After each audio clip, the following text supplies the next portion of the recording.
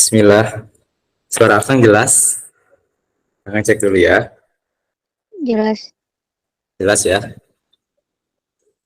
Bismillahirrahmanirrahim. Assalamualaikum warahmatullahi wabarakatuh. Waalaikumsalam warahmatullahi wabarakatuh. Waalaikumsalam. Alhamdulillahirrabbilalamin. Alhamdulillah. Puji syukur kita panjatkan kepada Allah Subhanahu wa taala. Hari ini, malam ini kita diberikan kesempatan untuk bisa berkumpul bersama-sama. Insya Allah dalam keadaan sehat, keadaan sebaik-baiknya, dan semoga Allah berkahi perkumpulan kita malam ini. Salawat serta salam kita sudah limpahkan kepada Kanjeng Nabi Muhammad Sallallahu Alaihi Wasallam. Semoga kelak kita mendapatkan syafaat daripada beliau. Amin ya Allah ya Rabbal Alamin.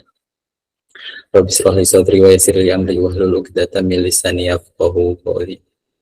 Teman-teman, izin ya, aduh Akang teh sangat-sangat malu sebetulnya ada di hadapan teman-teman berbicara seperti ini, karena Akang yakin betul bahwa yang ada di sini itu adalah orang-orang yang lebih daripada Akang pengetahuannya, lebih daripada Akang pengalamannya.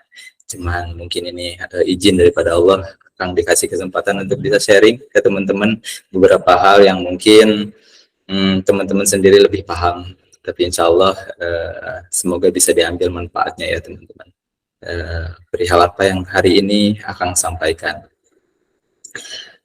Dipanggilnya Kang Dik-Dik aja karena memang aslinya dari Garut. Nah sebelumnya Akang mau tanya, ternyata tadi Akang cek di kolom chatnya ada yang dari Bandung ya, ada yang dari Sulsel katanya tuh. Insya Allah ada yang dari Maluku, dan Akang tidak berekspektasi bahwa yang akan hadir itu jauh ya jangkauannya gitu. Insya Allah.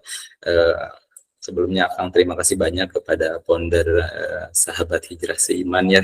Masya Allah dikasih kesempatan Akang untuk bisa sharing di sini. Karena kemarin Akang lihat Ustadz Manan, guru Akang, ternyata ngisi juga di sini. Masya Allah gitu ya, dikasih kesempatan juga Akang bisa di sini sharing ke teman-teman semuanya. Terus kepada para admin-admin juga ya, terima kasih banyak sudah support untuk kegiatan malam ini. Insya Allah semua yang teman-teman lakukan, semua yang teman-teman keluarkan, baik itu harta, tenaga, dan pikirannya, akan Allah balas sebaik-baiknya. Teman-teman, izin ya, Akang tidak hanya sekedar sharing aja, ayat pun nggak begitu banyak yang bakalan Akang sampaikan, begitupun dalil-dalilnya ya, tapi lebih ke pengalaman-pengalaman yang mungkin akan berkaitan dengan tema yang hari ini kita bahas malam ini. Temanya teh apa ya tadi teh? Temanya pertolongan Allah datang kepada yang percaya ya, kurang lebih seperti itu. Oke. Ada orang Garut di sini teh. Coba angkat tangannya, ada orang Garut nggak? Wih ada, Masya Allah, ternyata ada ya. Masya Allah. Akang, jujur Akang senang ketika ada orang Garut ya. Karena Akang asli orang Garut. Terus paling yang dekat-dekat Bandung ya, Masya Allah, Jabodetabek gitu. Oke, teman-teman, kalau yang di luar Jabodetabek atau mungkin yang di luar Jawa Barat, berarti waktunya sekarang sudah jam kurang lebih jam 9-an ya, lebih 1 jam ya kalau tidak salah. Kita pindah ke Garut. Akang pengen sharing lebih santai, bahkan nggak mau satu arah obrolannya. Pengen banget teman-teman ngerespon. Kalau memang Akang ada hal-hal yang kurang pas, teman-teman boleh banget untuk apa namanya menyanggah itu supaya kita bisa jadi diskusi ya teman-teman. Terus termasuk juga mungkin ada hal yang perlu langsung dijawab, jawab aja ya.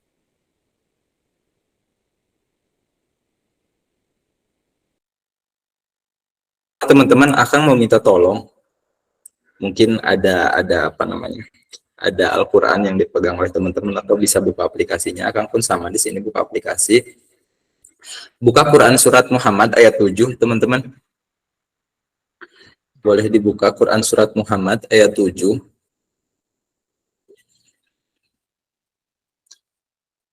Siapa yang mau membacakan ayat tersebut? Angkat tangannya. Quran surat Muhammad ayat 7.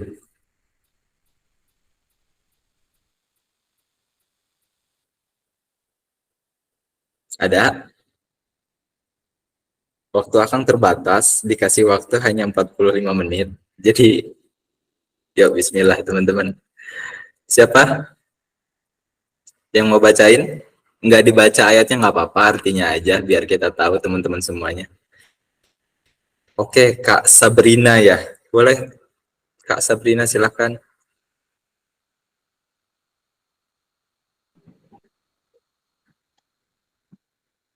أعوذ بالله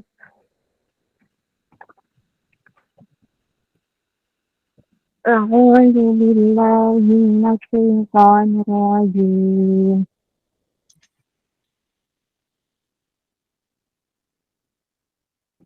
بسم الله الرحمن الرحيم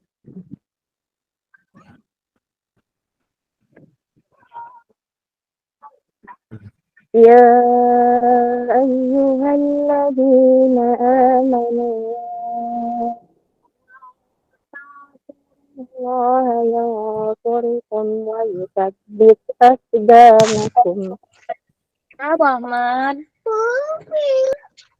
Masya Allah. Sadaqallahul azim. Boleh sekalian sama artinya teh.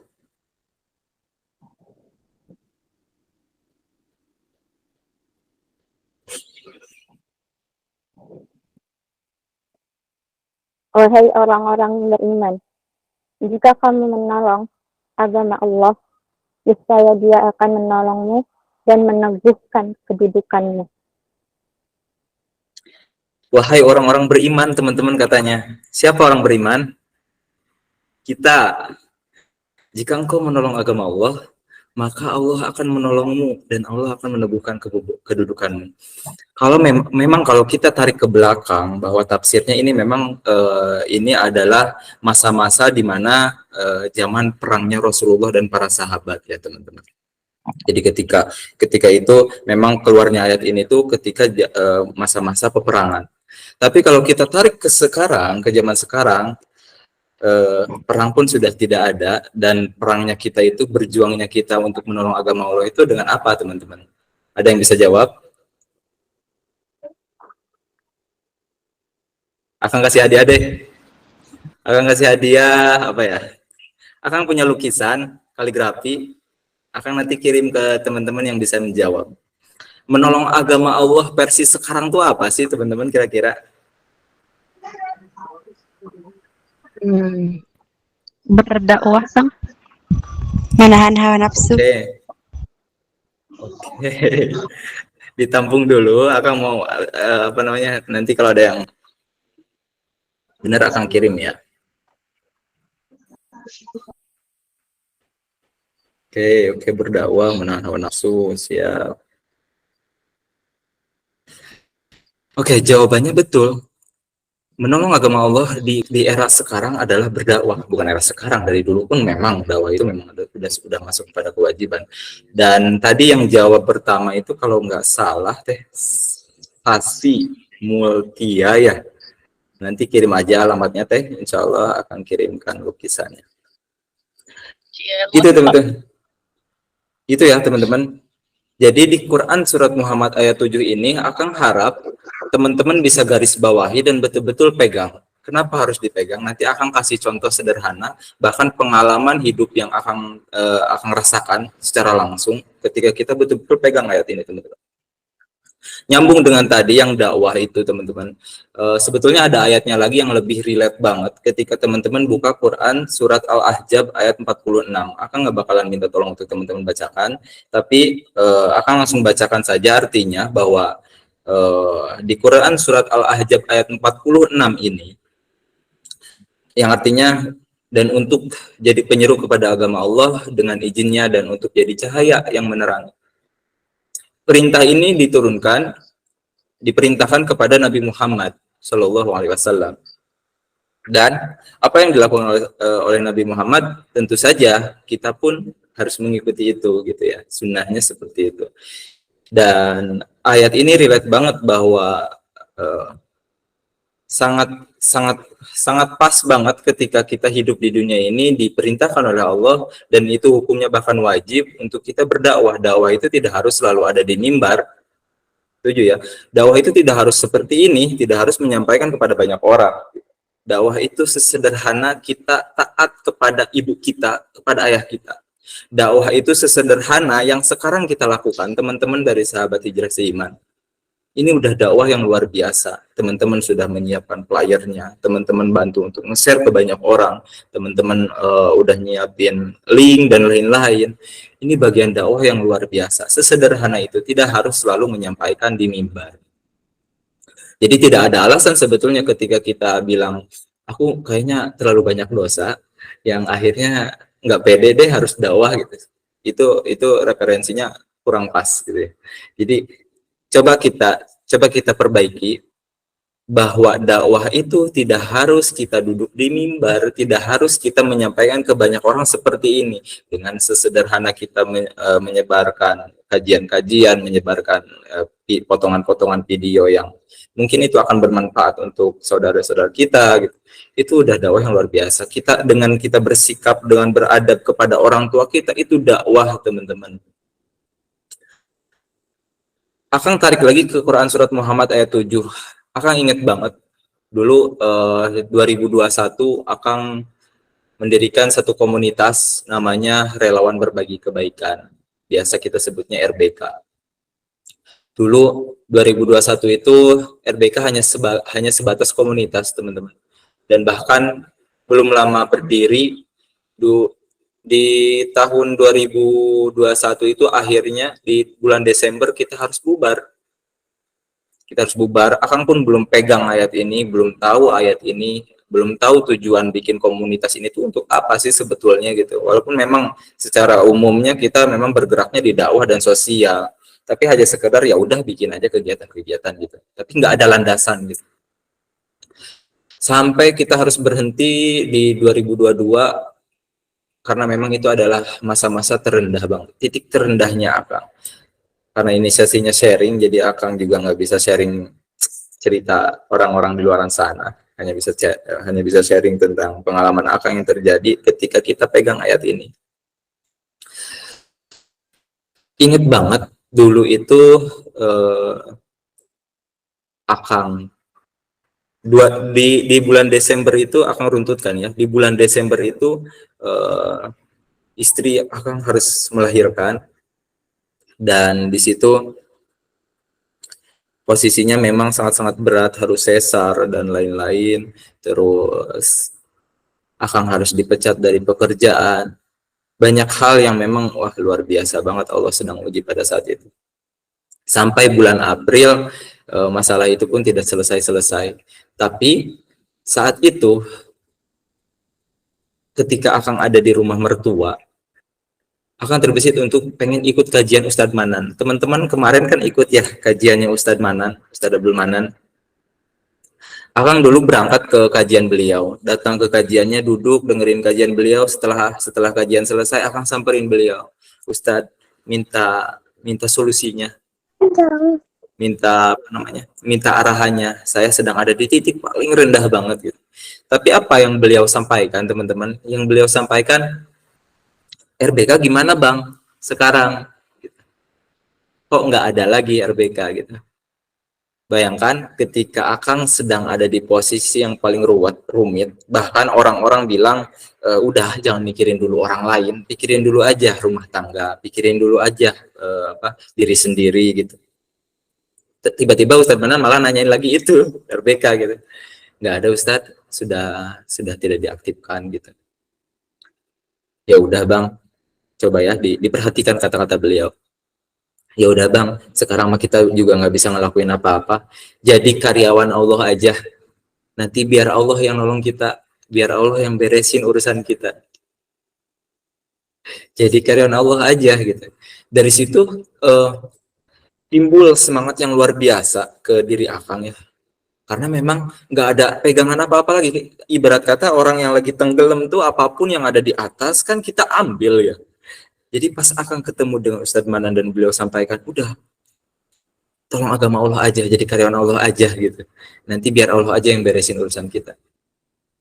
Di situ luar biasa ya, akhirnya bisa jadi minimal banget hati Akang jadi tenang. Oh iya ya gitu. Kata Ustadz Manan, Jangankan Allah gitu ya, manusia aja, sesederhana manusia, bos yang dia punya karyawan, bisa banget mereka memperhatikan karyawannya sakit, mereka kasih kasih perhatian, mereka sedang membutuh sesuatu, mereka bisa bantu gitu. Itu manusia, teman-teman. Apalagi Allah yang menciptakan langit saja tanpa tihang, apalagi kita sebagai manusia yang sangat-sangat kecil gitu bagi Allah. Dan itu kalau kita tidak pakai keyakinan sama Allah, teman-teman, mustahil banget kita bakalan merasakan ketenangan. Nah, dari situ singkat cerita, Akang pulang dan Akang diskusi dengan keluarga. Kayaknya aku harus ngaktifin lagi RBK. Di sini ujian dari Allah gitu. Aku harus aktifin lagi RBK. Apa jawaban keluarga? Kamu ini jangankan mikirin orang lain, pikirin dulu ini orang tua, pikirin dulu ini keluarga gitu. Bayangkan, kata-katanya sepertinya benar. Ustadz Lukman tuh pernah bilang kayak gini. Beliau 2012 saat itu ngurus anak yatim, teman-teman. Dan kata-katanya hampir sama, mirip banget. Udahlah, Man, kamu jangan ngurusin orang lain, urusin dululah keluarga kamu gitu. Tapi pada saat itu Ustadz Lukman fokus betul-betul, beliau yakin betul bahwa ketika beliau menolong agama Allah, maka Allah nanti akan angkat derajat beliau. Apa yang terjadi sekarang 2023, Masjid Kapal Munjalan, Masya Allah, teman-teman bisa lihat sekarang, silahkan di sosial media teman-teman searching gitu ya, infak berasnya sudah ada di seluruh Indonesia. Ngurus anak yatimnya Masya Allah sebanyak-banyaknya. Bayangkan kalau saat itu Ustadz Lukman menyerah dengan kata-kata, udahlah jangan urusin orang lain, urus aja dulu diri sendiri, saat ini infak beras nggak ada, teman-teman. Saat ini Masjid Kapal Menjalan nggak ada. Begitupun saat itu yang akan rasakan sangat-sangat tertekan. Karena memang iya juga ya gitu. Sepertinya benar. Makanya pada saat-saat terendah kita tuh selalu dihinakan oleh orang. Saat-saat terendah selalu kita tidak dipercaya oleh orang-orang. Tapi hanya satu keyakinan yang saat itu akan pegang. Allah nggak mungkin ninggalin kita ketika kita betul-betul yakin sama Allah. Allah itu sesuai prasangka hambanya. Dan itu selalu akan pegang. Allah sesuai prasangka hambanya. Pada saat itu, yakin betul, ya Allah, saat ini memang betul-betul saya sedang ada di titik terendah dan saya tidak bisa membayangkan ke depannya akan seperti apa. Tapi modal keyakinan itu saya bilang ke keluarga, akan bilang ke keluarga. Saya akan pegang omongan saya ketika saya mengaktifkan ini, semua urusan saya akan selesai. Dan mereka mengiyakan, akan bikin player sederhana, nge-share, akhirnya terkumpul orang-orang, bikin satu event. Dan apa yang terjadi, teman-teman? Di event pertama, itu kajian offline, dan memang kita terlalu tinggi ekspektasi, akan terlalu tinggi ekspektasi gitu. Yang terjadi apa? Minus. Bayangkan, ujiannya tuh tadi kan di awal udah dibilang, jangan dulu ngurusin orang lain. Maksudnya jangan dulu bikin kegiatan-kegiatan kayak gitu-gitulah, sosial atau keagamaan. Toh nanti juga kamu akan mengeluarkan biaya, kamu juga akan capek sendiri gitu. Kan itu udah jadi framing daripada mereka gitu ya. Tapi ternyata di bulan pertama yang akan lakukan itu ternyata malah ujian. Minus gitu. Kita harus minus, kekurangan uang untuk kegiatan tersebut. Yang akhirnya akan harus minjem uang ke anggota-anggota, padahal mereka baru, bayangkan mereka juga baru masuk, tiba-tiba harus dipinjam uangnya gitu. Bayangkan, luar biasa. Kalau saat itu akan nyerah, mungkin nggak ada di titik ini gitu. Tapi qadarullah ternyata akan terus yakinkan ke teman-teman, nggak apa-apa teman-teman, sekarang kita minus, mungkin selanjutnya kita akan bisa lebih normal. Saat itu akan masih ingat banget, di bulan keduanya tuh akan undang Ustadz Muzamil, dan alhamdulillahnya tuh Ustadz Muzamil tuh ACC. Ketika ACC seperti itu, akan yakin betul ketika Allah izinkan Ustadz Muzamil untuk mau ngisi di komunitas Akang pada saat itu, maka Akang pun yakin bahwa Allah akan ngasih solusinya, nggak mungkin enggak gitu. Akang yakinin teman-teman yang lain, walaupun di awal-awal mereka nggak yakin, ragu gitu, dari mana Kang kita aja minus gitu. Makanya ketika kita hati kita sedikit aja ragu, ya Bisa jadi apa yang kita ragukan itu terjadi gitu. Tapi akan terus memohon ke teman-teman, ayo bismillah teman-teman. Insya Allah bakalan terjadi, insya Allah bakalan dimudahin. Apa yang terjadi teman-teman? Bukan hanya kita ketutup untuk kegiatan, bukan hanya kita ketutup untuk kebutuhan-kebutuhan zamil, tapi bahkan 3 kali lipat biaya yang kita tidak bayangkan itu tuh muncul, itu tuh Allah kasih gitu. Berkat daripada apa? Berkat daripada keyakinan. Sesederhana itu, kisah sederhana yang mungkin bisa diambil sama teman-teman hikmahnya gitu ya. Ada beberapa kisah lagi yang memang cukup panjang yang akan share ke teman-teman. 1-2 kisah lagi, dan itu kisah nyata juga teman-teman. Ketika kita melibatkan Allah dengan penuh keyakinan. Terus ada rumus dari Ustadz Lukman. Mungkin teman-teman juga bisa catat. Rumusnya gini, teman-teman. Akang mau tanya dulu ke teman-teman. Angkat tangannya aja cukup ya. Saat ini, Akang tanya, malam ini, teman-teman. Siapa yang saat ini punya masalah? Tolong angkat tangannya.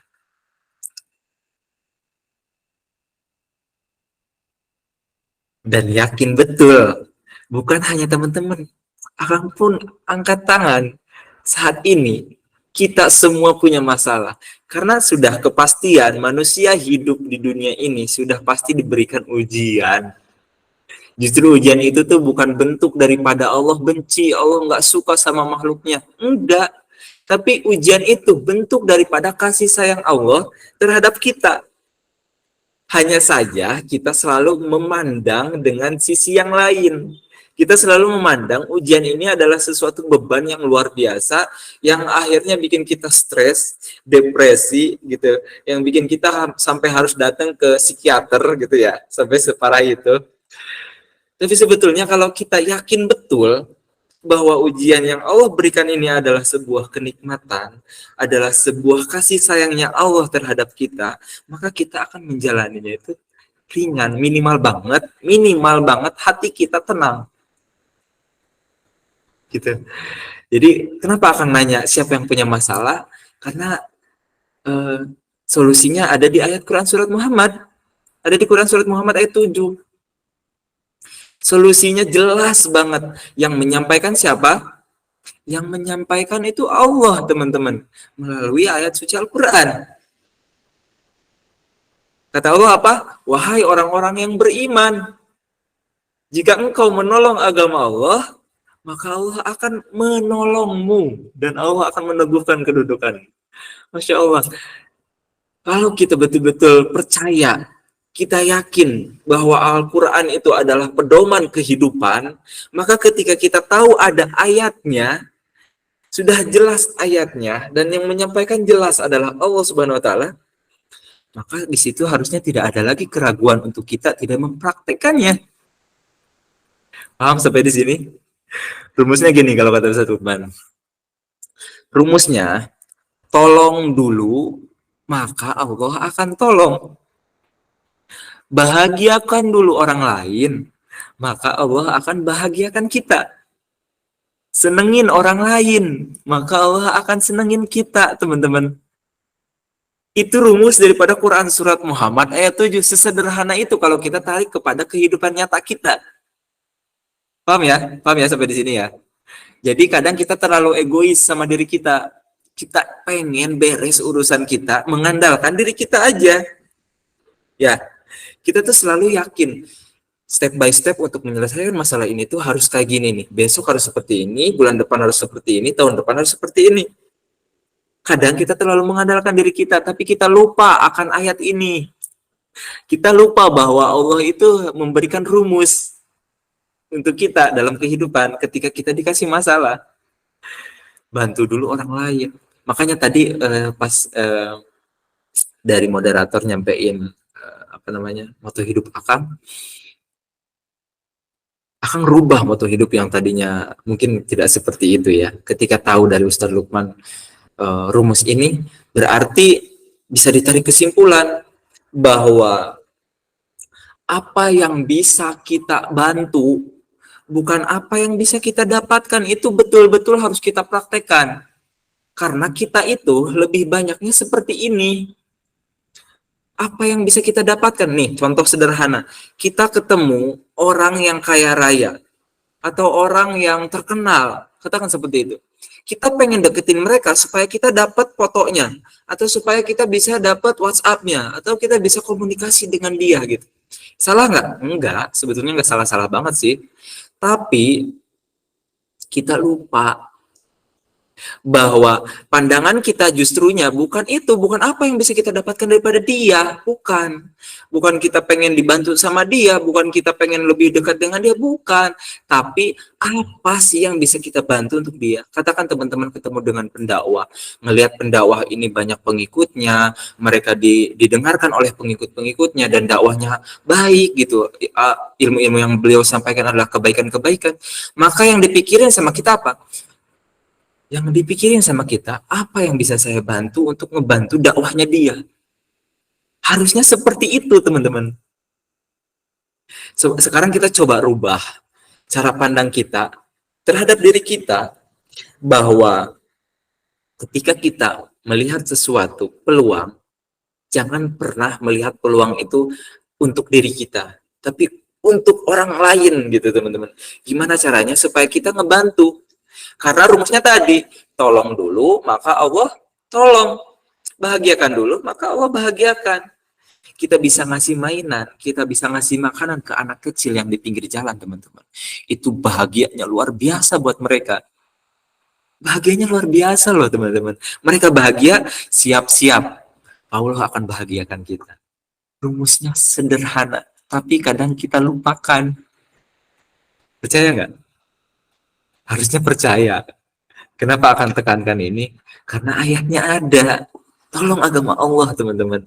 Dengan teman-teman berdakwah, dengan teman-teman nolong orang lain. Terus, buah daripada keyakinan, akan mau sedikit cerita lagi, teman-teman. Karena waktunya terbatas nih. Kayaknya akan juga sebentar lagi akan disuruh berhenti.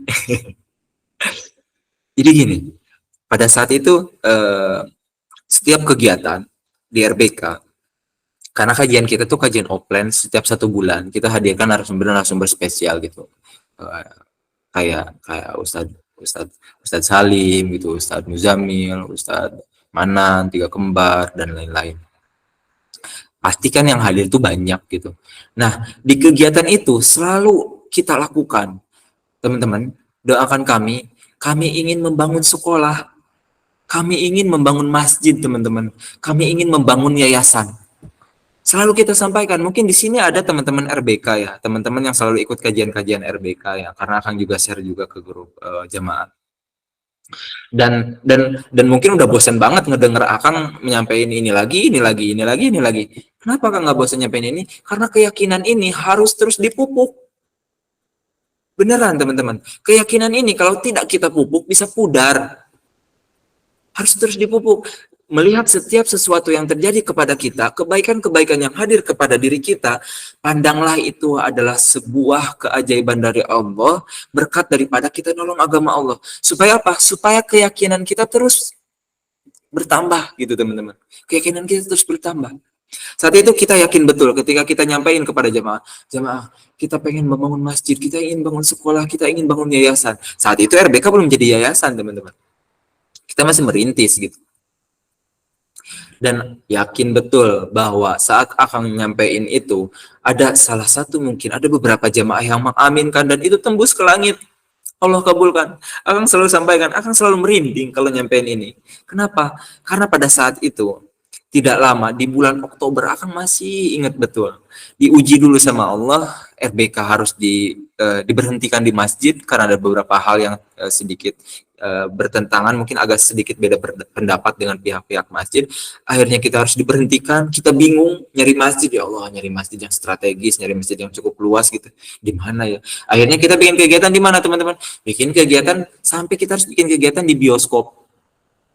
Event pertama kita yang di bioskop itu Umi Hanin, Ustazah Hanin pada saat itu, dan kita harus bikin kegiatan di bioskop akhirnya. Sambil kita bikin kegiatan di tempat-tempat lain, yang itu nyari tempat lain di mana ya masjid yang cocok gitu, nggak ada. Datang ke satu tempat restoran, restoran itu memang restoran yang bukan restoran kecil, tapi luas banget teman-teman. Bahkan di dalam, jadi namanya Kebon Jati Diri, yang saat ini menjadi alamat Yayasan RBK. Tapi pada saat itu kita nggak ada hubungan apapun dengan restoran tersebut.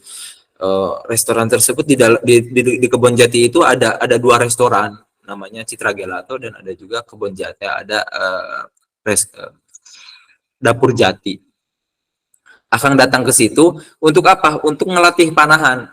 Karena Akang dulu ada kelas panahan di RBK itu, kelas panahan, ngelatih panahan di situ dan ngelihat ini tempat, Masya Allah ya, ini tempat bagus banget gitu.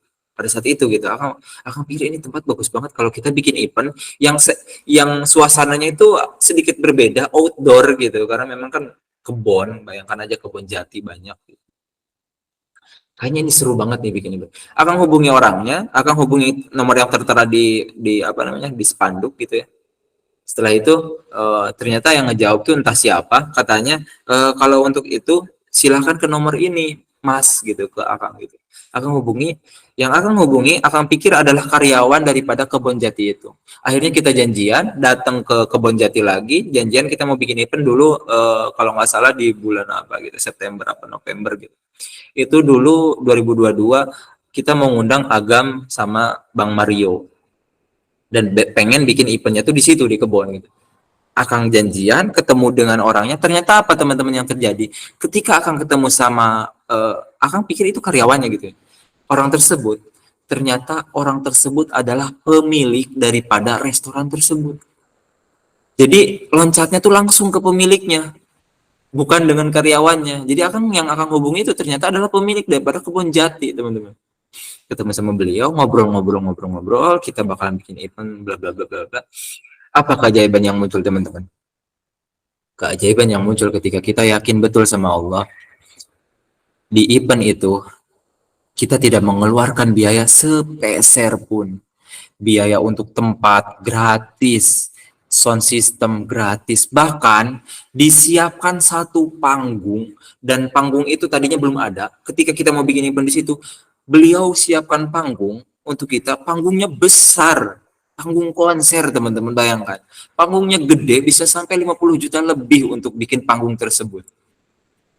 Bayangkan, saat itu kalau kita ngandelin diri kita dan kita yakin betul kita bisa beresin masalah-masalah itu, gak bakalan terjadi.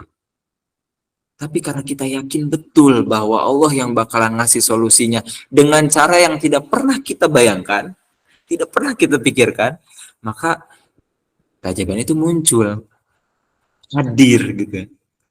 Dengan seperti itu, Bang. Dan event itu terlaksana dengan meriah. Dan event itu berhasil, betul-betul berhasil.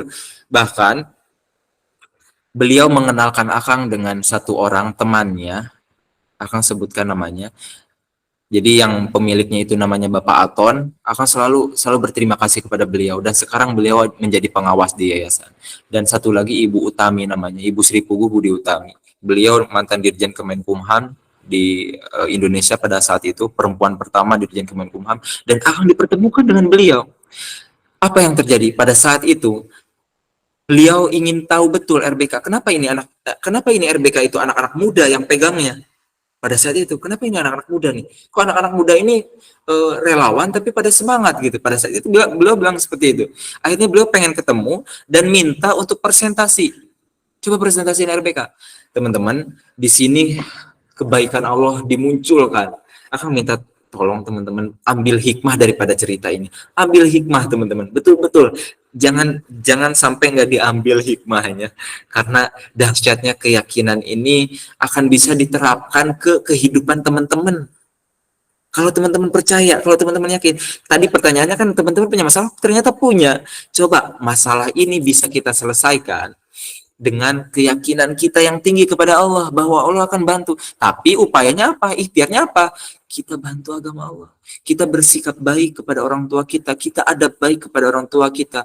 Kita bisa membuat kegiatan-kegiatan untuk dakwah. Kita bisa ngeser-ngeser kebaikan. Kita berkumpul dengan lingkungan-lingkungan positif. Itu bagian daripada kita nolong agama Allah kan. Gitu. Kita menjaga diri kita dan lain-lain lah. Nah, pada saat sebelum Akang presentasi, Akang ingat betul di PowerPoint itu tuh baru muncul informasi RBK pada saat itu gitu. Tapi beliau ketika baca itu, Ibu Utami ketika baca itu, beliau tanya ke Akang, ke kita lah semuanya. Beliau tanya seperti ini. Jadi RBK ini tuh belum legal. Pertanyaan beliau seperti itu. Belum jadi yayasan katanya.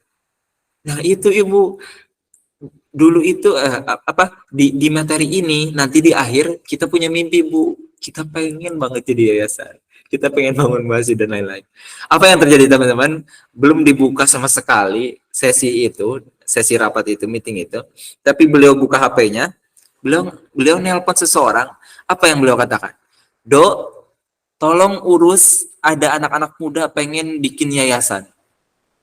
Masya Allah teman-teman, merinding Akang, selalu Akang merinding ketika ingat lagi ke belakang. Masya Allah, pada saat itu 2022 Allah nampakkan kebaikannya ketika kita yakin gitu, ketika kita ngurangi ketidakyakinan dan menumbuhkan keyakinan.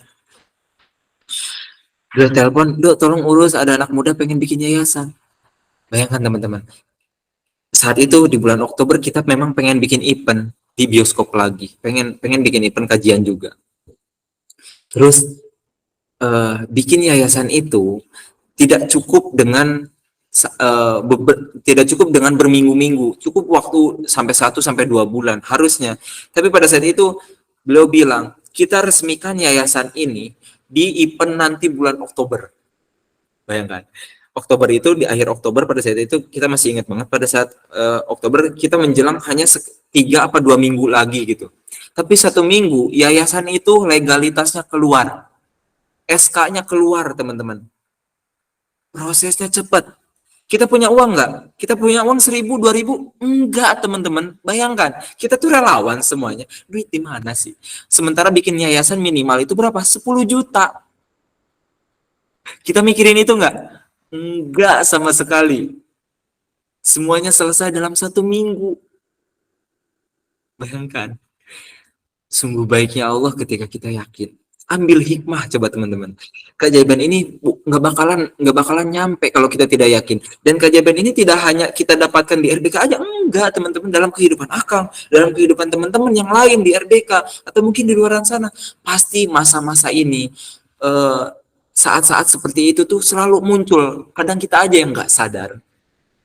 Makanya supaya kita terus dipupuk keyakinan, setiap kebaikan yang muncul kepada diri kita itu, yakin betul itu kebaikan Allah atas kebaikan kita juga, atas atas praktek daripada kita menolong agama Allah gitu. Atas keyakinan kita yang kuat terhadap Allah gitu. Tidak berhenti di situ, akan nggak mau berhenti di situ keajaibannya. Supaya teman-teman lebih yakin lagi, setelah presentasi hampir selesai, beliau stop pembicaraan kita. Beliau bilang, coba kembali lagi ke belakang, karena saat itu kami nyampein bahwa kita butuh kamera, kita butuh laptop, kita butuh kebutuhan ini gitu kita sampaikan. Apa yang beliau sampaikan? Besok datang ke rumah, nanti ibu siapkan laptop, apalagi kamera katanya, dan lain-lain. Itu beliau sampaikan. Akhirnya kita datang, dan apa yang ada di pikiran kita teman-teman? Yang kita pikirkan ketika kita datang ke rumah beliau, kita disiapkan laptop, itu laptopnya laptop bekas cucunya atau bekas anaknya gitu. Terus kameranya pun mungkin kamera bekas juga. Kita nggak ekspektasi akan kayak gimana-gimana. Ternyata apa yang disiapkan teman-teman, baru kita datang, beliau keluarkan kardusnya, dan itu baru semuanya teman-teman. Laptopnya baru, kameranya baru, belum dikasih perentelan-perentelan yang lain. Bayangkan, itu tidak akan terjadi kalau kita tidak mengandalkan keyakinan. Dan kalau kita cek, bisa sampai 20-30 juta beliau ngeluarin biaya untuk peralatan saja.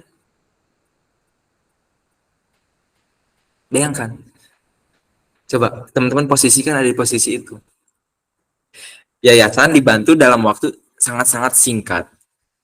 Bahkan biaya untuk yayasannya sendiri pun kita tidak mengeluarkan.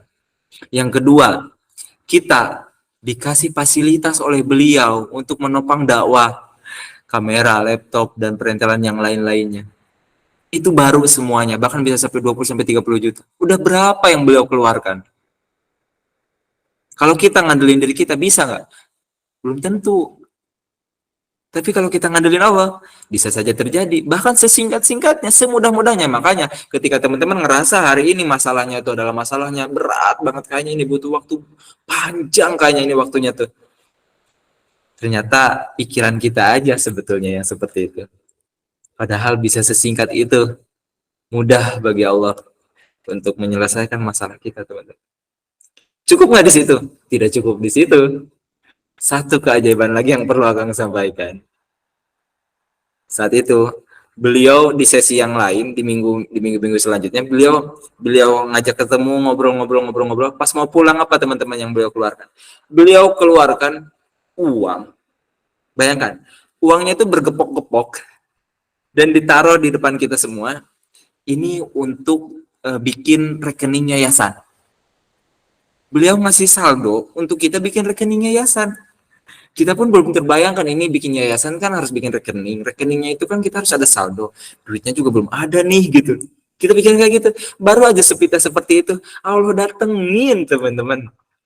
Pertama kita bikin kegiatan bagus, kita bergerak di dakwah, bergerak di sosial, nolong agama Allah dong. Jelas banget Quran surat Muhammad ayat 7. Setelah itu kita yakin sama Allah bahwa apa-apa yang terjadi pasti Allah bantu. Apa yang terjadi? Betul, Allah bantu. Sesederhana itu. Mungkin itu yang bisa Akang sharing sih sebetulnya ke teman-teman. Terkait sudah jelas, ayatnya udah ada, siapa yang nyampein? Allah. Terus perintahnya jelas, rumusnya jelas, tolong dulu, maka Allah akan tolong. Bahagiakan dulu, Allah akan bahagiakan. Senengin dulu, Allah akan senengin. Ya, itu rumusnya seperti itu ya. Apa yang bisa kita bantu, bukan apa yang bisa kita dapatkan. Coba, itu tuh harus kita pegang. Kalau betul-betul teman-teman pengen selesai nih masalah-masalahnya. Kalau kita ngandelin diri kita, nggak bisa, teman-teman. Kita harus ngandelin Allah. Kita harus yakin betul sama Allah. Kalau kita ada sampai saat ini kita nggak sampai betul-betul dipupuk terus keyakinannya, mungkin kita akan ada di titik terendah terus. Yuk bareng-bareng, Akang juga ini ngingetin diri Akang sendiri sebetulnya gitu, supaya apa-apa libatin Allah, apa-apa yakin bahwa Allah akan bantu. Gitu. Seperti itu. Terus apa namanya? Kisah yang terjadinya pun nyata ada, akan udah sampaikan ke teman-teman. Semoga itu bisa diambil hikmahnya. Termasuk mungkin ayat tambahan dari Akang yang tadi, Quran surat Al-Ahzab ayat 46, itu bisa jadi pegangan bahwa kita wajib untuk dakwah, teman-teman. Wajib betul kita untuk dakwah. Jangan pernah mikir dakwah harus di mimbar, dakwah harus ngomong ke banyak orang, tapi cukup dengan kita bisa nge-share kebaikan-kebaikan, kita bikin forum-forum seperti ini yang dilakukan oleh teman-teman tim hijrah ya, tim hijrah seiman gitu ya. Masya Allah, ini juga kebaikan yang luar biasa, dan kebaikan-kebaikan yang mungkin didapatkan oleh teman-teman ini akan terus ngalir, pahala jariah ini Masya Allah gitu. Pertahankan, konsistenkan. Semakin kita konsisten, maka semakin cepat keberhasilan itu akan muncul ke kita. Kalau kita tidak konsisten, ya mungkin apa yang kita mimpikan itu akan hangus, akan sirna gitu ya. Karena kita pun RBK kalau tidak konsisten mungkin nggak ada di titik ini. Seperti itu. Terus ada ayat tambahan lagi, ini akan udah habis belum ya waktunya ya? Bentar ya, kita cek dulu.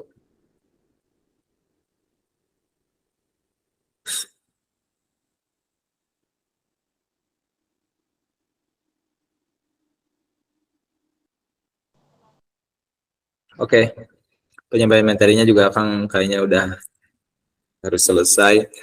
Satu lagi dari Akang, teman-teman pegang Quran surat Al-Ahzab, Quran surat Al-Ahzab itu mah tadi ya. Quran surat At-Tolak ayat 2 dan 3. Ayat 2 yang di akhir bunyinya seperti ini, teman-teman. Barang siapa bertakwa kepada Allah, niscaya dia akan mengadakan baginya jalan keluar dan memberinya rezeki dari arah yang tidak disangka-sangka. Itu teman-teman silahkan buka aja Quran surat At-Tolak ayat 2 dan 3. Ayat 2 terakhir dilanjutkan ke ayat yang ketiga. Itu juga bisa jadi pegangan untuk kita. Semakin kita menjaga diri kita takwa kepada Allah, maka Allah akan kasih jalan. Ya. Jadi memang tema ini selalu akan sampaikan ke beberapa komunitas yang udah akan ketemu. Kenapa? Karena Ini modal banget buat kita, modal untuk menyelesaikan urusan-urusan dunia kita. Kalau memang ini disangkut pautkan dengan dunia dan bahkan akhiratnya pun kita akan tetap dapat insya Allah gitu. Itu aja yang mungkin bisa akan sampaikan, kurang lebihnya mohon maaf. Barangkali ada yang mau ditanyakan, silakan. Apa yang bisa akan jawab, insya Allah akan jawab. Kalau tidak bisa akan jawab, insya Allah jadi PR buat Akang. Sekian dari Akang. Wassalamualaikum warahmatullahi wabarakatuh. Waalaikumsalam warahmatullahi Waalaikumsalam warahmatullahi Waalaikumsalam warahmatullahi wabarakatuh. wabarakatuh. Waalaikumsalam. Barakallah dan wa jazakallah khair atas materi yang telah disampaikan, Kang. Mudah-mudahan dapat dipahami dengan teman-teman sekalian. Baik, acara yang selanjutnya yaitu sesi tanya jawab. Saya persilakan kepada teman-teman yang ingin bertanya, perwakilan 2 orang melalui mic. Pertanyaan kami batasi hanya 5 pertanyaan. Mungkin pada teman-teman saya persilahkan. Baik, Ukti Suai, apakah ingin bertanya melalui mic? Iya, boleh saja. Tafadhali. Assalamualaikum warahmatullahi wabarakatuh. Waalaikumsalam warahmatullahi Waalaikumsalam warahmatullahi Ustaz, saya mau bertanya bagaimana cara cara kita dalam ini ada niat nih kayak menghidupkan sebuah masjid gitu kan Ustaz, yang atau musola lah yang sudah lama. Ya ada sih yang sholat tapi gaya kurang hidup aja ya, paling gaya imam makmumnya cuma 2 orang gitu. Bagaimana kita tuh pingin punya niat untuk menghidupkan tuh musola tapi kondisi kampung itu tidak mendukung untuk mau diajak gitu Ustaz. Bagaimana tuh solusi sharingnya biar mereka tuh terbuka untuk menghidupkan musola, minimal itu sholat 5 waktu aja gitu Ustaz gitu. Sekian dari pertanyaan saya. Assalamualaikum warahmatullahi wabarakatuh. Waalaikumsalam warahmatullahi wabarakatuh. Oke, Akang langsung jawab teh ya ini tuh, atau ditampung dulu pertanyaannya? Langsung dijawab, Kang. Oke, siap. Bismillah ya teh. Akang ini jawab sesuai apa yang Akang ketahui aja. Kalau ada tambahan dari teman-teman yang lain boleh banget ya.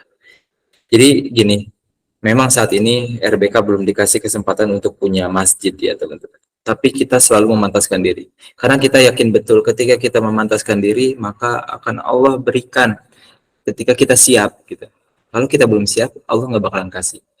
Sama halnya seperti masjid. Saat ini kita kenapa belum dikasih masjid? Karena kitanya belum siap. Kita yakin betul kita belum siap. Tapi kita mempersiapkan. Jadi Akang pun sudah beberapa lama banget gitu ya mempelajari untuk manajemen masjid, termasuk mungkin musola juga ya. Jadi persoalan di masyarakat itu sebetulnya mereka ini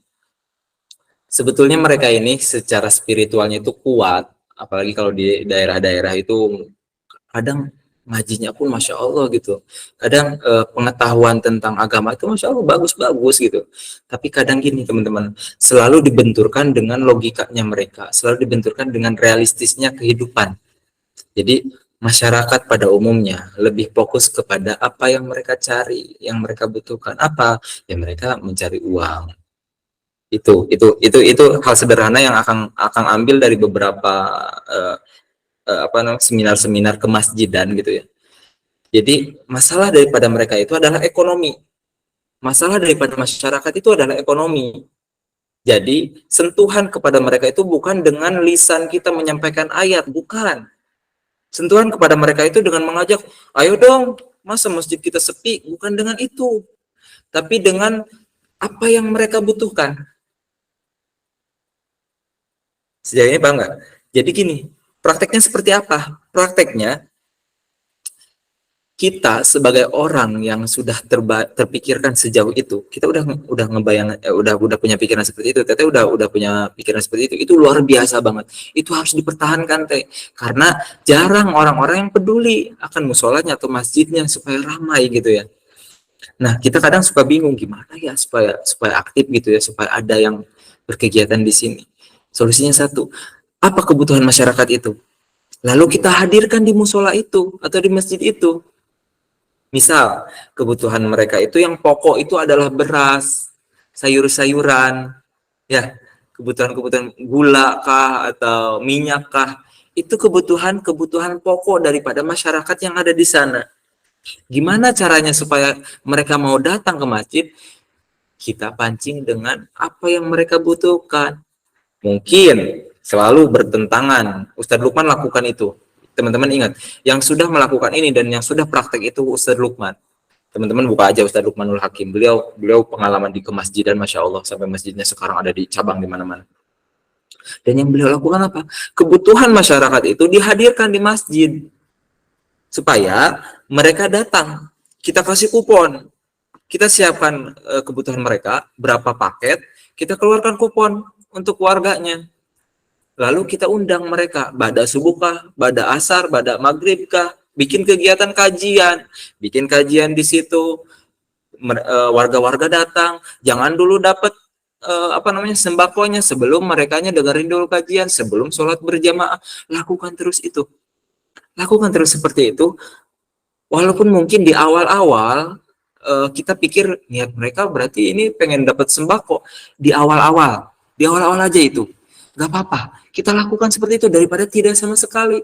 Supaya mereka mau datang ke masjid itu udah luar biasa banget. Dan toh kita kasih kebaikan kok buat mereka, kita membantu mereka. Mereka akan bahagia ketika ternyata yang nolong saya, yang ngasih kebutuhan saya itu betul Allah ya. Melalui masjid, melalui musola. Bahkan kita nggak harus kerja. Kita hanya datang untuk dengerin ilmu, terus kita datang sholat berjamaah, kita dapat sesuatu. Sesederhana itu teman-teman. Sederhana yang diucapkan, tapi yang kita lakukannya nanti di lapangan memang cukup susah, cukup akan kesulitan. Kalau kita tidak konsisten, bisa jadi kita sendiri yang akan nyerah. Gitu. Itu solusi pertama yang bisa kita lakukan, teman-teman ya. Yang kalau udah punya pikiran ke sana, coba cari anak-anak mudanya, coba cari orang-orang yang sepemahaman sama kita, yang pengen ngaktifin masjidnya, pengen ngaktifin musolanya. Lalu setelah itu rembuk gimana caranya supaya kita bisa ngumpulin sembako. Banyak cara teman-teman, kita bisa mengajukan proposal, kita bisa open donasi, kita bisa patungan, bahkan patungan orang-orang yang ada aja. Itu udah bisa teman-teman. Apa yang mampu kita lakukan untuk masjid itu, untuk musola itu kita lakukan, lalu kita undang masyarakat, rutinkan. Mungkin belum bisa rutin sehari sekali, kita rutinkan 1 minggu sekali dulu. Rutinkan terus, koordinasi terus sama orang-orang terdekat, orang-orang yang dipercaya. Siapa orang dipercaya? Pak RT, Pak RW, atau ada sesepuh di sana yang dipercaya. Dekati mereka, pendekatan dengan mereka, supaya omongan yang ajakan daripada mereka itu akan berpengaruh terhadap masyarakat. Itu yang bakalan kita lakukan ketika Allah kasih kesempatan untuk kita punya masjid. Itu yang bakalan pertama kita lakukan. Teman-teman silahkan lihat contoh-contohnya di Masjid Kapal Munjalan, terus sekarang yang dilakukan oleh Taki Malik juga tuh ya, Malik Al-Mulki. Beliau juga untuk narik jamaahnya, untuk narik warga dengan pasar gratis gitu, pasar gratis dulu, tapi ikut kajian, ikut kegiatan-kegiatan. Itu keren banget. Kalau teman-teman, termasuk tadi Teteh yang bertanya, kalau dilakukan ini dan ini berhasil, pahalanya ngalir terus, pasti. Dan ya kita bahagianya luar biasa pasti ngelihat perkembangan tersebut. Itu mungkin tips dari Akang. Yang keduanya mungkin ya, yang pasti banget doa sih. Doa itu bakalan bisa mengubah segalanya. Doain terus ya Allah, saya betul-betul berniat ingin ngaktifin ini masjid atau musola ini gitu ya Allah. Tolong kasih kemudahan. Jadi nanti di proses perjalanannya Allah Allah mudahkan kita prosesnya untuk dapetin dananya, untuk ngadirin banyak orang gitu ya, gitu-gitu, untuk undang ustadz dan lain-lain. Mungkin itu aja Teh yang bisa Kang sampaikan terkait itu. Kalau ada kurang-kurang atau perlu ditambahkan dari teman-teman silahkan. Masya Allah, tabarakallah. Syukran wa jazakallah khair atas jawabannya, Kang. Baik, teman-teman, apakah ada yang ingin bertanya melalui on-mic lagi? Saya persilahkan. Untuk teman yang mengangkat tangannya, mungkin saya persilahkan satu-satu. Mungkin Ukti Aini dulu, saya persilahkan.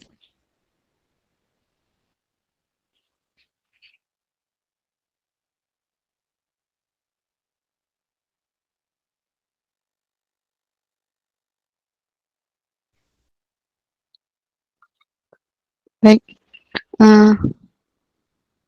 mungkin Ukti Vivi ingin bertanya melalui on-mic, saya persilahkan. Sebelumnya terima kasih banyak pada moderator yang telah memberikan izin kepada saya untuk bertanya. Dan Afwan, sebelumnya mungkin pertanyaan saya ini lebih ke minta saran dan motivasi. Baik,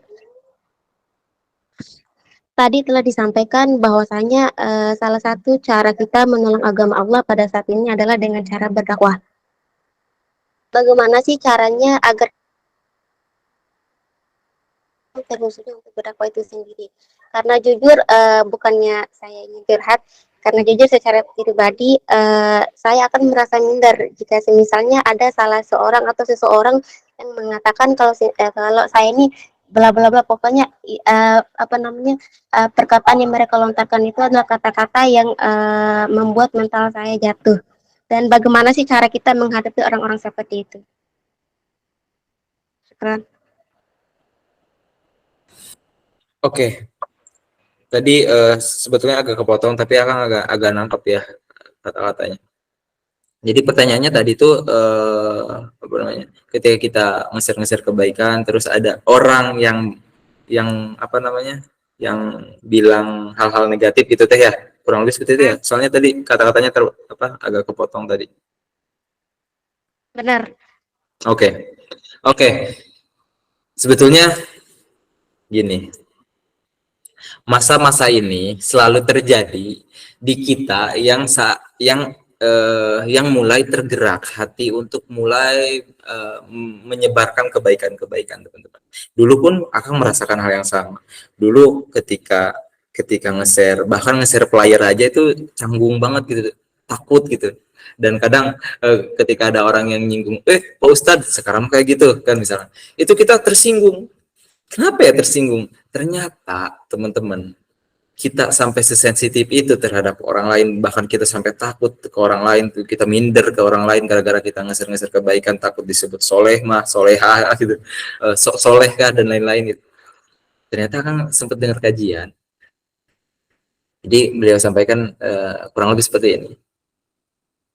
Harusnya ketika ada orang misalnya mengatakan bilang seperti itu, cukup jawab di hati aja. Mending soleh daripada nggak soleh gitu. Mending soleh daripada nggak soleh. Itu pertama yang harus kita lakukan. Karena memang itu yang terbaik. Toh kita memang pengen jadi orang yang soleh, soleha gitu. Siapa sih yang nggak mau?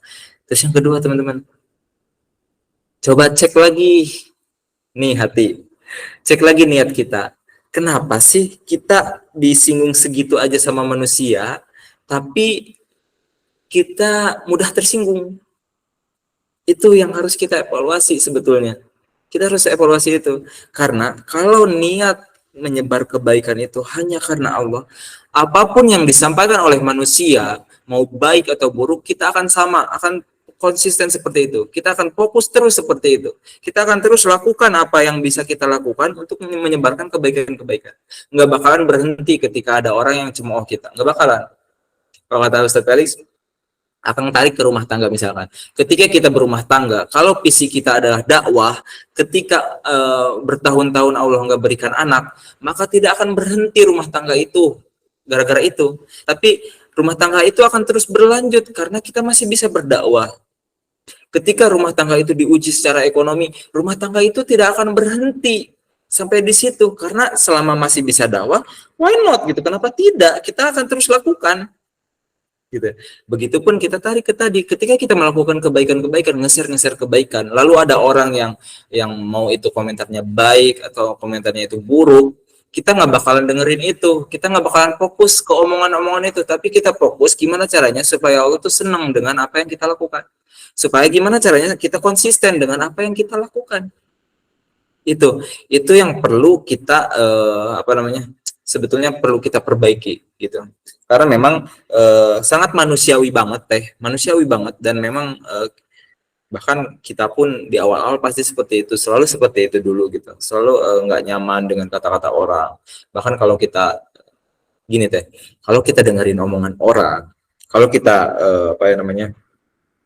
menanggapi terus omongan-omongan orang, kita capek, serius capek, karena tangan kita cuma ada dua, yang bisa kita lakukan hanya tutup telinga, selama itu baik. Tutup telinga kita, mulut orang nggak bisa kita tutup satu-satu, terlalu banyak, bisa sampai puluhan, ratusan, sampai ribuan orang.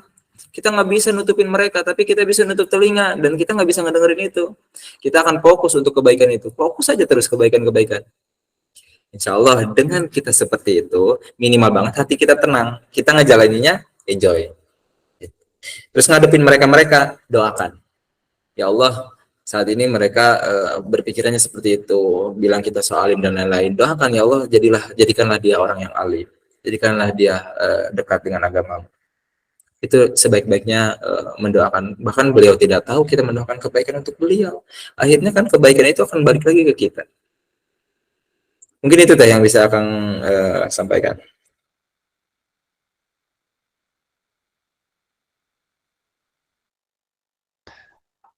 Masya Allah, tabarakallah, syukran wa jazakallah khair atas jawabannya, Kang.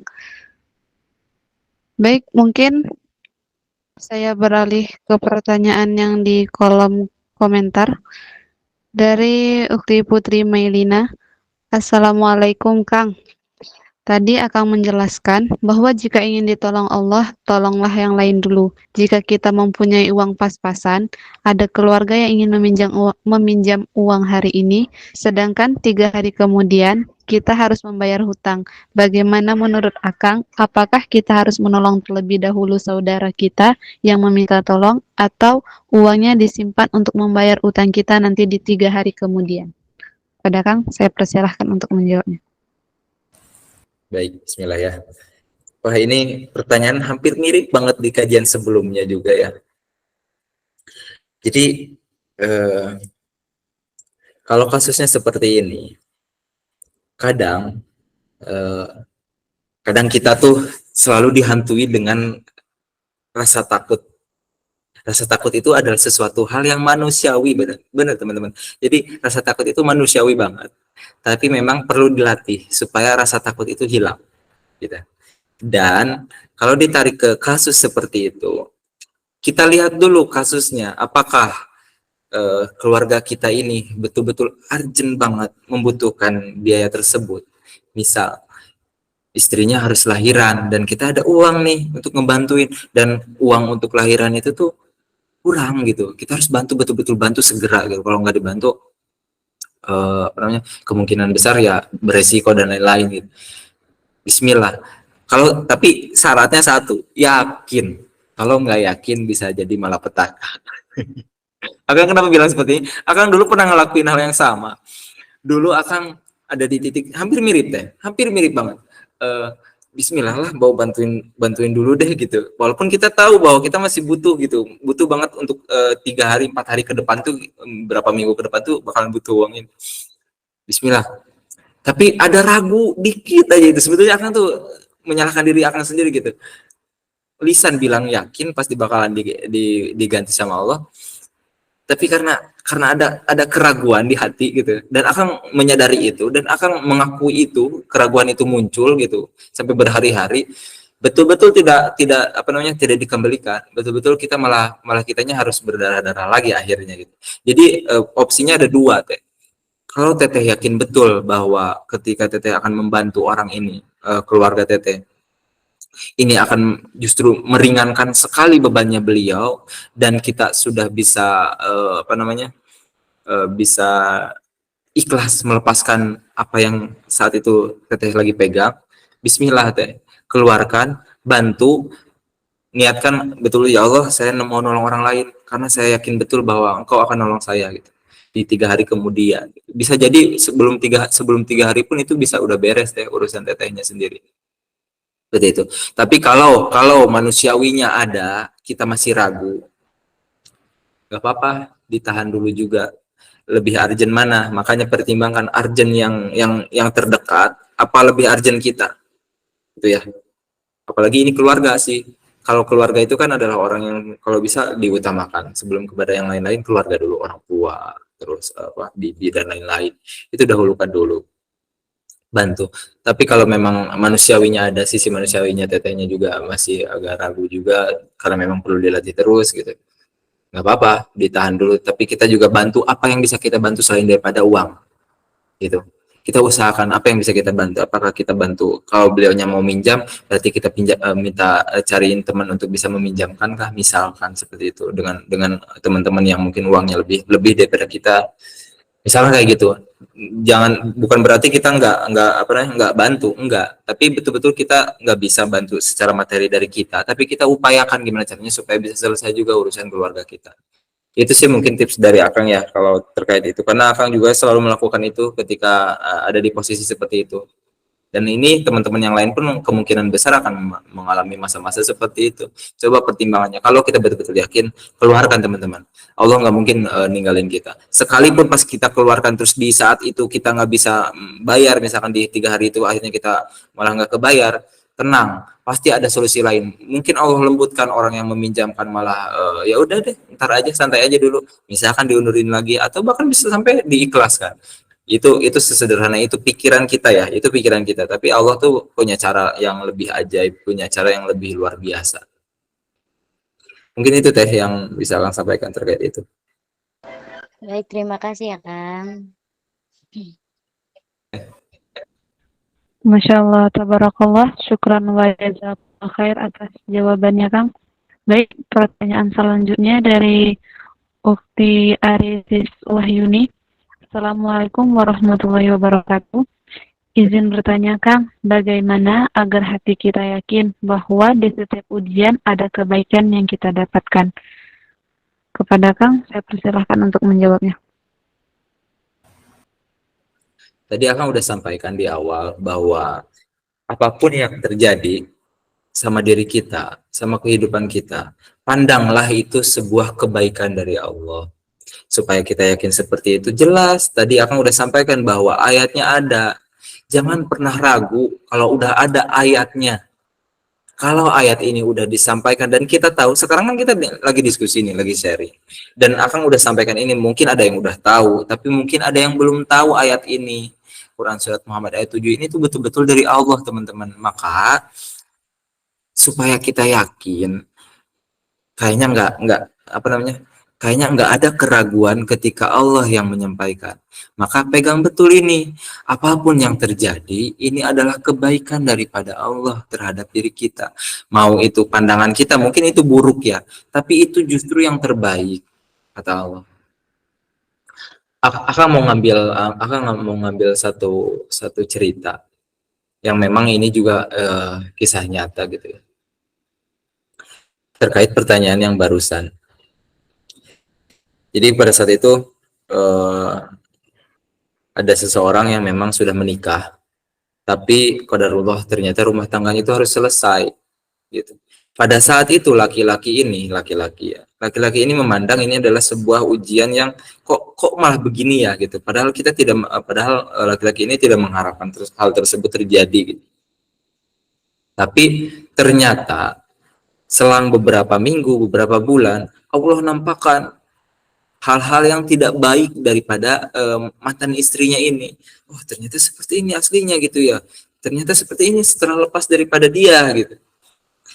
Jadi pandangan awal kita terhadap Allah gitu, terhadap ujian-ujian yang Allah berikan itu, kadang pikiran kita tuh selalu buruk dulu, atau kadang kita selalu ini kok berat banget ya, ini kok beban yang Allah berikan itu kayaknya nggak adil banget gitu. Selalu seperti itu.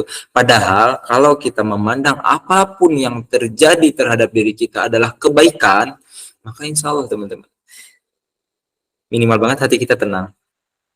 Minimal banget hati kita tenang. Jadi supaya kita terus yakin bahwa apapun yang terjadi sama kita adalah kebaikan, ya itu pegang ayatnya, pegang rumusnya yang tadi gitu. Kalaupun memang ini terjadi ke kita, ujian ini hadir ke kita, maka ini adalah sebuah kasih sayang Allah terhadap diri kita. Selalu pandang seperti itu. Dan ini akan juga terus latih. Karena ujian itu tuh semakin kita yakin muncul terus ujiannya. Tapi ujian ini selalu harus kita pandang kebaikan. Oh, Masya Allah, ketika kita semakin yakin, ternyata Allah makin sayang sama kita dengan ujian ini. Kasih lagi ujian, kasih lagi ujian, kasih lagi ujian. Akhirnya kita dengan terus diuji kayak gitu, menikmati banget, ya Allah, makasih banget gitu. Ternyata engkau baik banget ya gitu, merhatiin aku gitu. Gitu. Ini itu yang bisa Akang sampaikan. Jadi ayatnya udah jelas teh, nggak ada keraguan, pegang aja ayatnya. Terus apapun yang terjadi, supaya kita yakin bahwa apa namanya tadi kan pertanyaannya adalah supaya kita terus yakin gitu ya. Yaitu pandanglah segala sesuatu yang terjadi terhadap diri kita itu adalah sebuah kebaikan, adalah sebuah kasih sayang Allah terhadap diri kita, supaya kita nikmat menjalaninya. Dan ingat, pasti ada solusi. Setiap masalah yang terjadi pada diri kita, tidak mungkin tidak ada solusi. Allah tidak akan memberikan beban lebih kepada hambanya. Ujiannya nggak bakalan lebih daripada apa yang bisa kita selesaikan. Kita nggak mampu, nggak mungkin Allah kasih ujian itu. Allah kasih ujian itu karena kita mampu.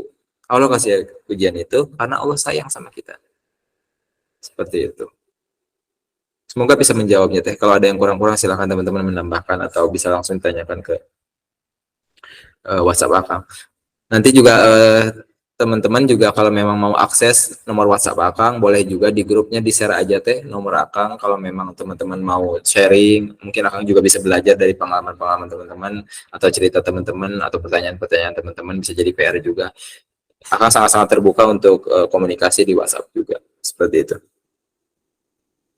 Masya Allah, tabarakallah. Syukran wa jazakallah khair atas jawabannya, Kang. Baik, kita ke pertanyaan terakhir. Pertanyaan dari akhi Kakak Maidin. Assalamualaikum warahmatullahi wabarakatuh. Tadi kan Akang menjelaskan tentang pertolongan Allah dan juga sama dengan tema dan juga sama dengan temanya, pertolongan Allah datang kepada yang percaya. Lantas, bagaimana dengan orang yang melihat sesama manusia yang meminta pertolongan di Allah dengan kepercayaan yang penuh tanpa ada keraguan, tapi tidak terwujud, sehingga membuat manusia yang lainnya yang melihat itu merasa ragu? Gimana cara agar kita bisa membuat orang yang ragu dan sudah melihat dengan mata kepalanya sendiri itu agar bisa percaya?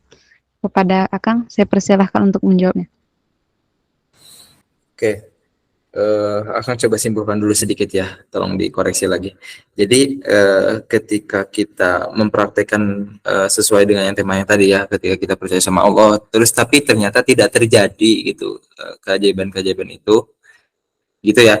Tapi tidak terjadi. Nah, gimana caranya supaya ngeyakinin ke orang-orang lain bahwa keyakinan kepada Allah itu nyata gitu?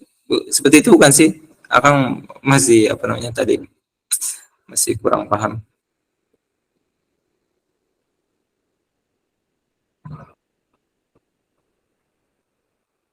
Mas Maidin, boleh coba kita iniin biar cukup jelas Akang.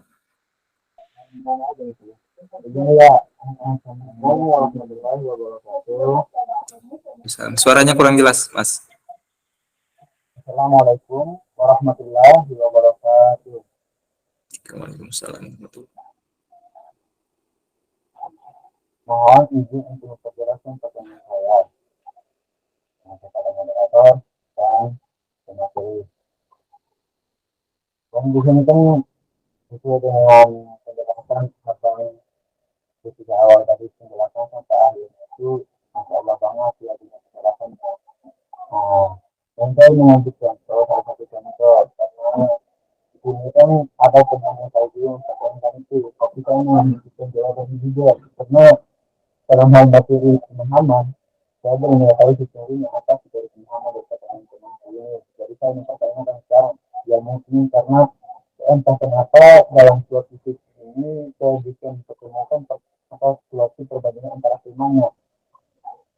Nah, di mana yang memang itu yang berjudul pertolongan Allah datang kepada yang percaya. Nah, lantas gimana dengan orang yang melihat sesama manusianya yang meminta pertolongan yang mungkinnya tanpa ada keraguan, tapi tidak terwujud, sehingga membuat manusia lainnya melihat hari demi hari membuat sesuatu yang manusia lainnya meminta tidak terwujud, sehingga membuat dia itu merasa akhirnya ada keadilan atau kepasangan itu, sehingga itu yang membuat dia itu memiliki atau istilahnya pilihan jalan yang lain gitu. Ya, Dari paham. sesuai dengan pertanyaannya, gimana kita bisa membuat orang yang ragu dan sudah melihat yang dengan mata kepalanya sendiri itu tidak dipercayakan, tapi kita harus membuat diri itu percaya bahwa itu pertolongan Allah itu datang dengan benar kepada orang-orang yang percaya kepada Allah. Ya, Pak. Oke, baik. Paham. Oke, jadi kalau terkait ini, teman-teman, Bismillah ya. Kalau ada kesalahan dari Akang, tolong dikoreksi juga. Kalau memang yang sebetulnya sih, kalau kita berikan contohnya yang nyata, contoh yang kayak tadi kan akan berkisah itu kan belum ada yang bisa dilihat oleh teman-teman. Baru ketika teman-teman lihat akun sosial medianya kah barangkali kegiatan-kegiatan yang sudah terjadi, mungkin akan semakin bertumbuh keyakinan teman-teman karena memang faktanya ada. Coba nanti kalau ada orang yang masih ragu dengan ketika kita yakin toh ada juga yang nggak terwujud kok gitu apa yang mereka harapkannya. Sebetulnya terkait ini terlalu terburu-buru menyimpulkan. Jadi kalau memang ada orang seperti itu, ada orang yang bilang katanya ketika yakin akan ditolong gitu, tapi nggak ada gitu. Itu terlalu terburu-buru menyimpulkan karena pertolongan Allah itu bukan hanya sekedar sesuai apa yang kita inginkan, tidak gitu. Pertolongan Allah itu bisa dengan kesehatannya, disehatkan yang harusnya tadinya jatuh, yang harusnya tadinya kecelakaan, yang harusnya tadinya sakit parah, akhirnya nggak sakit. Itu kan pertolongan Allah juga. Terus kadang kita tuh selalu seperti itu, memang manusia tuh kayak gitu ya. Kadang memang pengen banget sesuai dengan yang kita inginkan, padahal mah apa yang kita inginkan itu belum tentu bagus kata Allah. Jadi kalau agak sabar orang tersebut gitu ya, agak sabar untuk tidak menyimpulkan seperti itu, barangkali keajaiban itu tuh akan muncul di masa-masa yang tidak kita pernah tahu, di waktu yang tidak pernah kita tahu, sekalipun di dunia tidak nampak gitu, tidak nampak, mungkin di akhirat akan nampak. Dan kita coba untuk tarik ke belakang lagi, barangkali kesehatan yang dia dapatkan, terus keluarga yang harmonis dan lain-lain, itu tuh adalah bagian daripada pertolongannya Allah gitu ketika kita melakukan kebaikan untuk agama Allah. Seperti itu. Jadi keraguan itu justru kenapa mereka ragu? Karena mereka tuh, kita itu manusia tuh selalu pengen melihat apa yang betul-betul terjadi, yang nampak gitu ya, contoh-contoh yang memang udah relate, udah terjadi di masyarakat, udah ada faktanya gitu. Maka kalau memang pengen seperti itu, jangan memperlihatkan kisah kita yang belum terlihat gitu ya sama orang tersebut, belum terlihat belum terlihat keajaibannya, belum kita bisa ceritakan gitu. Tapi kalau teman-teman bisa ngambil kisah yang lain, orang lain termasuk Akang tadi kan Akang ambil kisahnya Ustadz Lukman 2012, beliau orang yang berat badannya Akang pun tahu 48 kilo berat badan beliau itu pada saat itu. Beliau udah punya anak, beliau bahkan S2-nya itu di Malaysia. Tapi pas pulang beliau ngurus anak yatim. Dan ngurus anak yatim terus untuk menghidupi diri beliau itu apa? Beliau tuh terapi gitu, ngejual kebutuhan wanita dan lain-lain. Itu beliau lakukan 2012, tapi supaya orang lain yakin bahwa ketika beliau yakin sama Allah, beliau menolong agama Allah, maka Allah akan tolong. Buka aja, banyak banget di sosial media tentang beliau. Ustadz Lukmanul Hakim, kisah Ustadz Lukmanul Hakim 2012, sekarang 2023, berapa ratus ribu pesantren yang beliau tolong. Sekarang infak beras di mana-mana. Mungkin teman-teman yang ada di forum ini juga tahu betul bahwa di sekarang ada infak beras gitu, mungkin ada yang dari bagian infak beras juga di sini, ada juga yang muridnya Ustadz Lukman barangkali di sini, seperti itu. Jadi coba dimunculkan aja kisah-kisah orang-orang yang berjuang untuk agama Allah, lalu Allah betul-betul tolong. Termasuk mungkin kisah yang Akang juga barusan yang terjadi sama Akang, teman-teman silahkan tinggal buka aja akun Instagram Akang, di situ ada keajaiban-keajaiban yang Akang sharing, atau kalau enggak juga lebih jelasnya ada di RBK, yang RBK official. Di situ teman-teman bisa bisa gali-gali informasinya. Mungkin itu Mas yang bisa saya sampaikan. Kalau memang kurang puas, bisa nanti kita sharingnya di WhatsApp aja. Teman-teman yang lain pun sama seperti itu ya.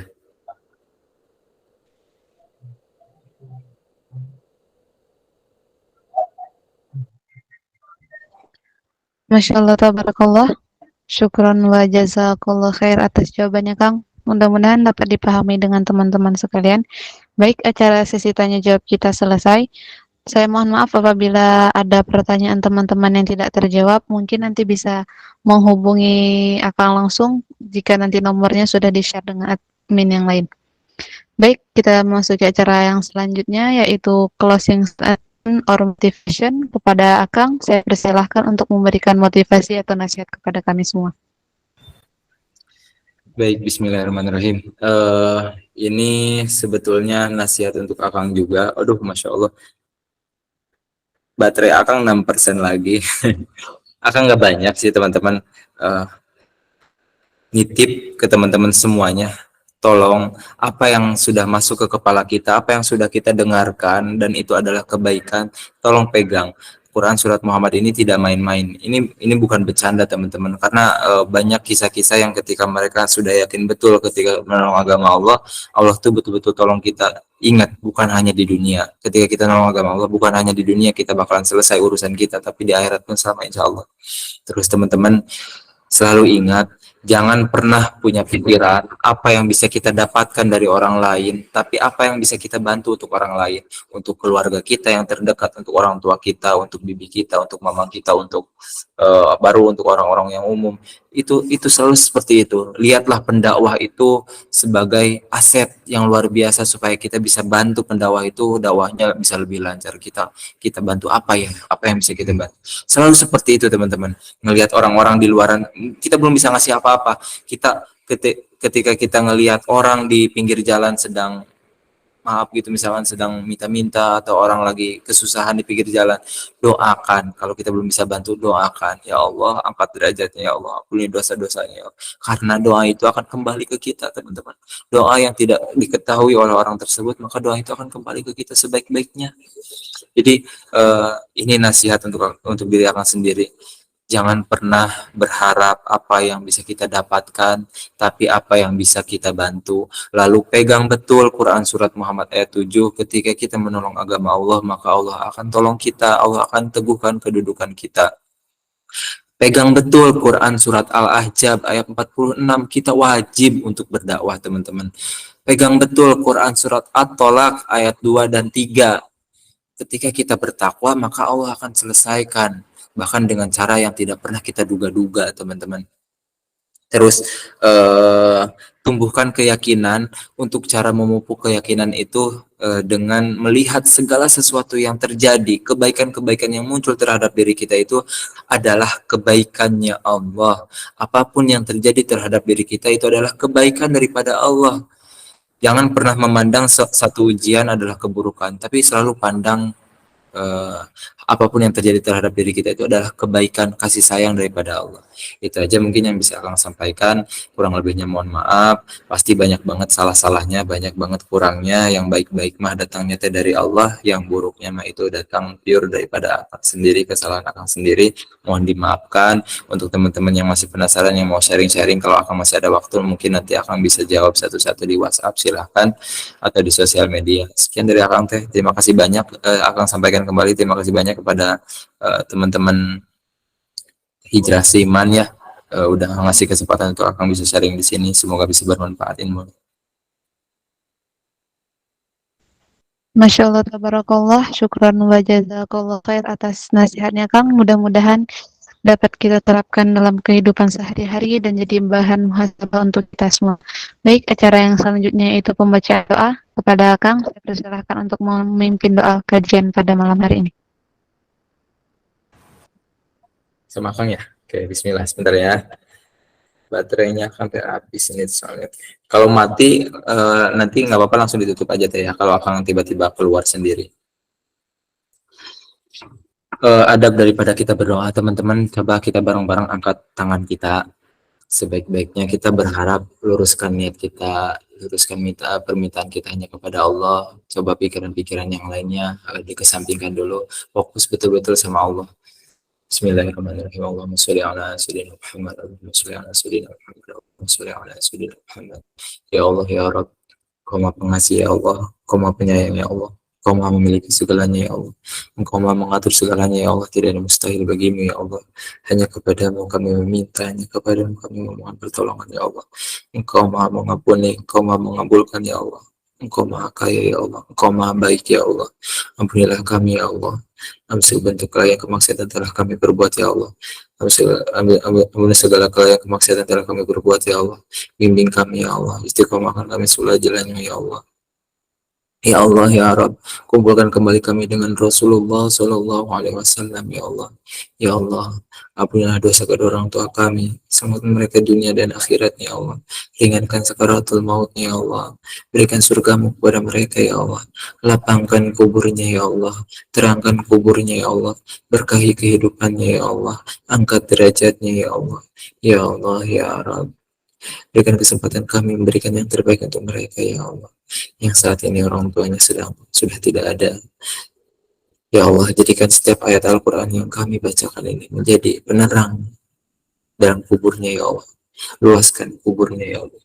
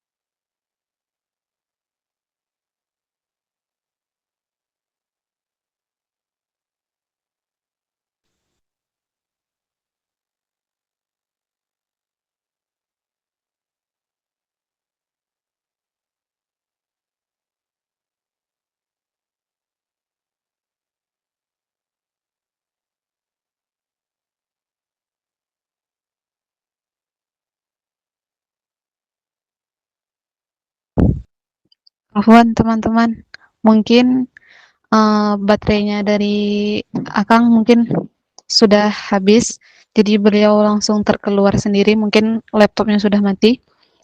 Baik, kita langsung ke penutup. Baik, semuanya alhamdulillah kajian kita pada malam hari ini telah selesai. Saya selaku moderator, mohon maaf apabila ada kesalahan dan kekurangan dalam kajian pada malam hari ini. Saya mengucapkan terima kasih kepada pemateri kita yang telah meluangkan waktunya untuk kita memberikan materi pada malam hari ini, dan saya juga mengucapkan terima kasih kepada para jajaran admin serta teman-teman yang telah hadir dalam kajian pada malam hari ini. Baiklah, kita tutup kajian pada malam hari ini dengan membaca doa kafaratul majelis. Subhanallah bihamdika subhanallah bihamdika asyhadu alla ilaha illa anta astaghfiruka wa atubu ilaih.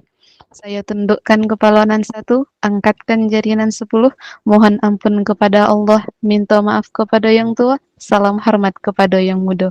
Wabillahi taufiq wal hidayah, waridha wal hinayah, wassalamualaikum warahmatullahi wabarakatuh.